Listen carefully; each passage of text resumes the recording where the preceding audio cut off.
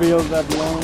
Yeah, from like, we sold $2,000 on this and we lost our ass, $50,000 loss, and we sold it back to conservation. Yeah, that Brent Native, he was on wildfire crash. He wanted to have, at some point, oh yeah.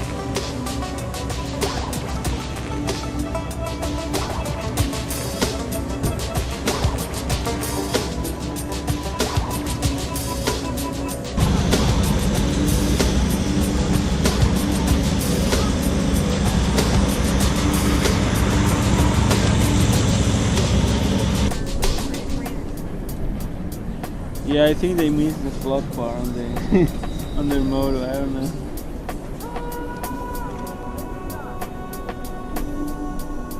I can remember when I grew up as a kid. I mean, I've been around. I mean, been through it, and I don't really know now. When I grew up as a kid, there was a subdivision that was 2.5 streets, and I decided to come through, and they were going to buy tape off that out, and the subdivision was going on.